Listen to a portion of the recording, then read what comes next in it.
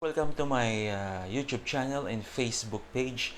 At this time, ang ipipresent ko sa inyo yung hagdanan na pinagawa namin dito sa bahay namin sa San Fernando, Camarines Sur. Ito po ay sariling design. Ito po ay pure na bakal at ito po ay pinasadyang na-fold. Kapag may mga okasyon po dito sa bahay, ay pwede itong i-fold dyan po sa wall para po magamit yung space. At ito po ay may bisagra, may lock kapag pig-fold sa pader. Ito po ay sinadya namin para dyan po sa second floor sa kwarto sa taas kasi napakaliit lang po itong bahay namin sa San Fernando, Camarines Sur.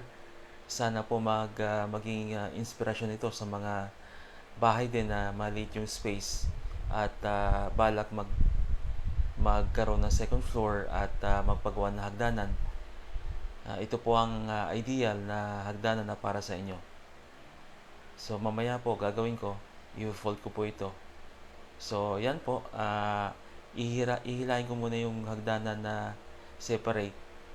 Tapos ipupush ko siya pasiring sa wall, papunta sa wall I should say. And yan po, may lock siya. Actually meron siyang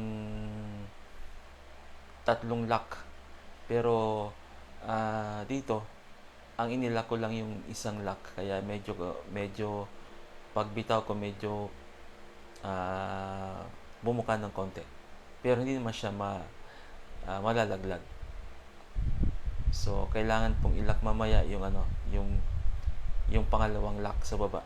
Yan po, yung pangalawa. May pangalawang lock pa yan sa baba. Dalawa yan.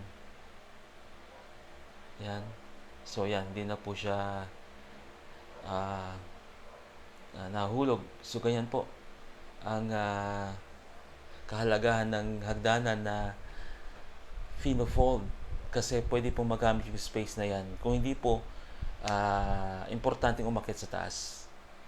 So napakaliit lang itong bahay namin sa San Fernando, Camarines Sur. Pero nagawa namin ng paraan. Yan po. Ibinalik ko na siya pababa, dahan-dahan lang pong ibababa. At yung hagdanan separate, ipupush doon sa malapit sa hagdanan para po maging steps pa siya. So ganyan po ang naisipan naming hagdanan para doon sa bahay namin sa San Fernando, Camarines Sur. So sana po maging inspirasyon ito sa mga bahay na maliit. Maraming salamat po.